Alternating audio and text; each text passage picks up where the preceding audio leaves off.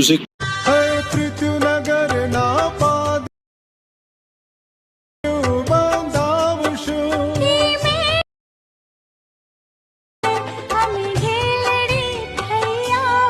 क्या बात है सर, क्या बात है सर, क्या बात है, ये बात है। જય માતાજી મિત્રો, સ્વાગત છે તમારું આજના એક નવા એડીમોડીની અંદર। તો આગળ તમે ડેમોડીમાં જે 3D એનિમેશન વાળી જે પ્રકારની રીલ્સ જોઈ છે તે પ્રકારની જોરદાર રીલ્સ બનાવતા શીખવાનો છું। अच्छा हमको सिखा रिया है। તો વિડીયોને પૂરો જોજો અને ચેનલ પર નવા હોય તો પહેલી વાર આવે તો પ્લીઝ મિત્રો સબસ્ક્રાઇબ કરવાનું ભૂલતા નહીં અને બેલ આઇકનને ઓલ પર સેટ કરી દેજો જેથી મારા આવનારા દરેક વિડીયોની નોટિફિકેશન સૌથી પહેલા તમને મળી રહે। અને મિત્રો તમે હજુ સુધી મારા WhatsApp ગ્રુપ અને Telegram ચેનલને જોઈન ના થાય તો જોઈન થઈ જજો, ડિસ્ક્રિપ્શનમાં લિંક મળી જશે।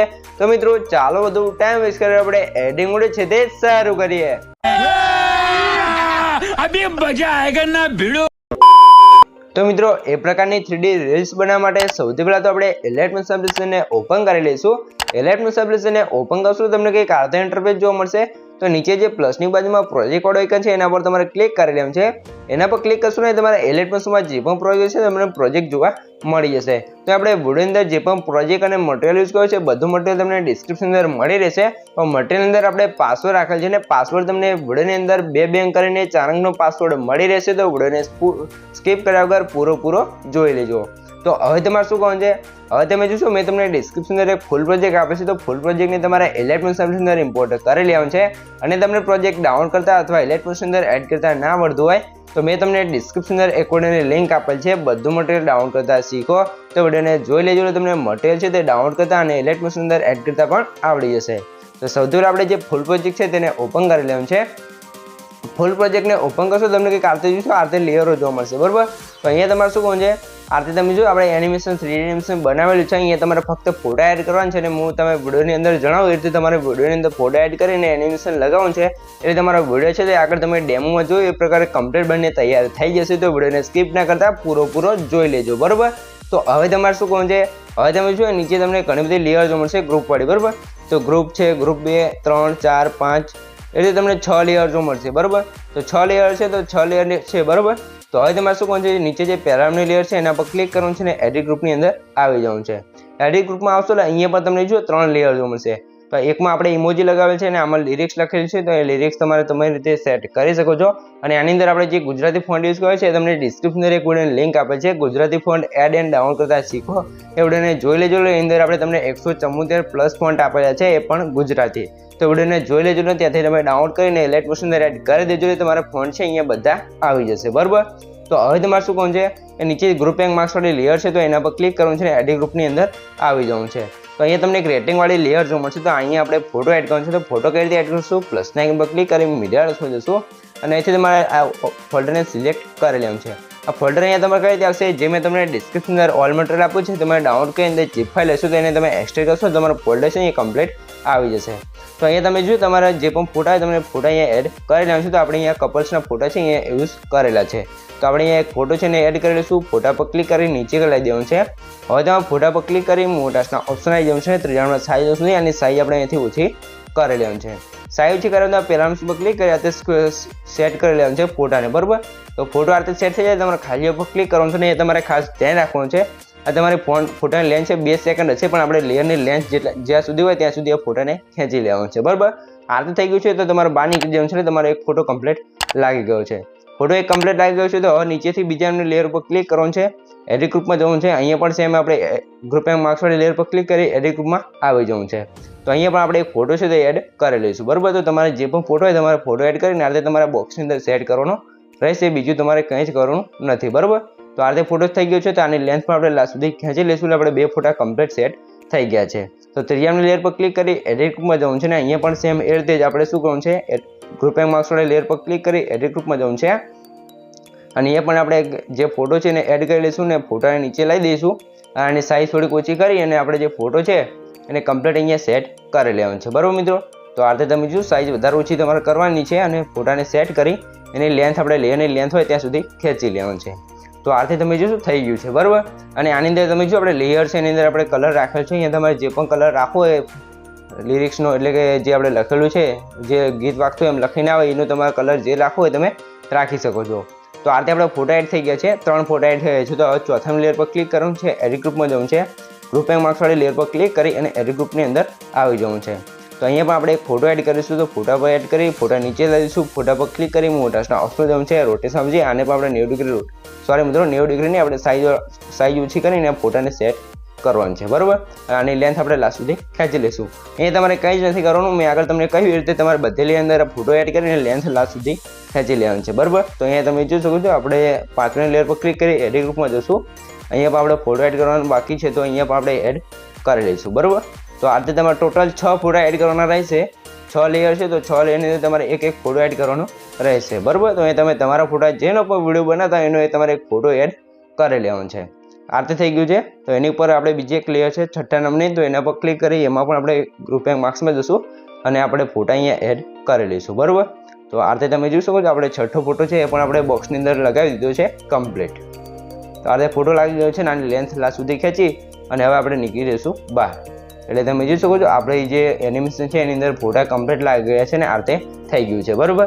તો મિત્રો સૌથી પહેલાં હું તમને જણાવી દઉં કે મિત્રો આપણે પાસવર્ડ છે ને આ પહેલા 2 આંકડા છે 07, તો વિડીયો નોટ કરી લેજો ને વિડીયોને સ્કીપ કર્યા વગર પૂરો જોઈ લેજો. એટલે આગળ પણ તમને 2 આંકડા મળી રહેશે, બરાબર મિત્રો. આ રીતે થઈ ગયું છે. તો હવે તમારે શું કહું છે, જે એનિમેશન છે એની અંદર આપણે ઇફેક્ટ લગાવવાનું છે. તો ઇફેક્ટ લગાવવા માટે તમારે શું કહું છે, સૌથી પહેલાં તમે જુઓ નીચેથી તમે જોશો લેયર ગણી લેવાનું છે, બરાબર. તો 1 2 3 4 5 અને 6 લેયર, ટોટલ 6 લેયરની અંદર આપણે ફોટા એડ કર્યા છે. તો આ નીચેથી તમે પહેલું લેયર પર ક્લિક કરી ઇફેક્ટ ઓપ્શન છે અને તમને ગ્યુસમ બ્લર વાળી ઇફેક્ટ જો મળશે એનું આ એકદમ બંધ હશે. તો એને ચાલુ કરશો એટલે ગ્યુસમ બ્લર વાળી ઇફેક્ટ છે અહીંયા કમ્પ્લીટ લાગી જશે. તો ભાઈ એના ઉપર એક જે લેયર છે બીજા નામની એના પર ક્લિક કરી ઇફેક્ટમાં જશું. આનું પાઇમ બટન બંધ છે જે ઇફેક્ટનું એને પણ ચાલુ કરી દઈશું. તો આ રીતે તમારે બધી લેયરમાં જવાનું છે ને ઇફેક્ટ જઈ અને આ બટન બંધ હોય એને ચાલુ કરી લેવાનું છે. આ રીતે તમે જોઈ શકો છો, બરાબર. તો આ રીતે તમારે જે આઈ બટન છે બધા લેયરના ચાલુ કરી દેવાનું છે. આઈ બટન ચાલુ કરશો તમે જો આ રીતે એનિમેશન થશે એટલે પાછળના જે ફોટા છે બ્લર થઈ જશે. એટલે જે મેન ફોટો આપણે જે લિરિક્સ લખીને આવશે એ જ ફોટાની જે છે કમ્પ્લીટ દેખાશે. પછી બીજો ફોટો આવશે એ કમ્પ્લીટ દેખાશે, બીજા પાછળના ફોટા બ્લર થઈ જશે. એ રીતે આપણે સેટિંગ કરીને આ રીતે ઇફેક્ટો લગાવેલ છે, બરાબર મિત્રો. અને જે આપણે 3D એનિમેશન છે અહીંયા બહુ મહેનતથી બનાવ્યું છે. તો મિત્રો તમે હજુ સુધી વિડીયોને લાઇક ના કરી દો, લાઇક કરી દેજો અને ચેનલ સબસ્ક્રાઈબ ન દો સબસ્ક્રાઈબ કરી દેજો, કેમ કે આપણે તમારા માટે આવા અલગ અલગ એડિટિંગના વિડીયો લાવતા રહીશું. તો હવે તમારે શું કહું છે, આ રીતે તમે જો એનિમેશન તો આપણું કમ્પ્લીટ થઈ ગયું છે. તો એની ઉપર તમને નલ વાળું એક લેયર જોવા મળશે, એનો આઈ બટન બંધ છે તો એને ચાલુ કરી દેવાનું છે. અને આ લેયરને મિત્રો તમે ભૂલથી પણ કંઈ છેડતા જ નહીં તો તમારું 3D એનિમેશન છે તે બગડી જશે. આની અંદર આપણે 3D એનિમેશન બધું આમાં ક્રિએટ કરેલું છે, તમે અહીંયા જોઈ શકો છો. આ લાઈન તમને દેખાતી જશે, બરાબર. તો આ એનિમેશન આપણે બનાવેલ છે, બહુ મહેનત લાગી છે, તો થોડો એવો સપોર્ટ કરતા રહેજો. તો હવે તમારે શું કહું છે, આપણો વિડીયો તો અહીંયા કમ્પ્લીટ બનીને તૈયાર થઈ ગયો છે, તમે જોઈ શકો છો. તો આપણે અહીંયા સોંગ લગાવેલ છે, સોંગ તો આપણે અહીંયા કમ્પ્લીટ જ છે, અહીંયા તમે જોઈ શકો છો.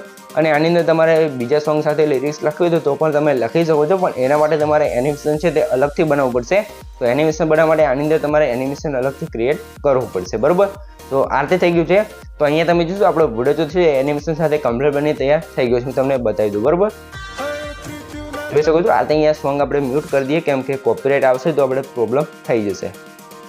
તો અહીંયા તમે જોઈ લો પહેલાં વિડીયો તો, બરાબર. જો આગળ તમે જોયું તો એ જ પ્રકારનો વિડીયો છે તે કમ્પ્લીટ બની ગયો છે એનિમેશન સાથે. તો આ રીતે આપણો વિડીયો કમ્પ્લીટ બની તૈયાર થઈ ગયો છે. તો આ વિડીયોને તમારે હવે એકવાર સેવ કરી લેવાનું છે, બરાબર. તો અહીંયા તમારે ક્વોલિટી જે રાખવું એ રાખી લેવાનું છે ને તમારે પછી એક્સપોર્ટ ઉપર ક્લિક કરીને તમારા વિડીયોને અહીંયાથી સેવ કરી લેવાનું છે.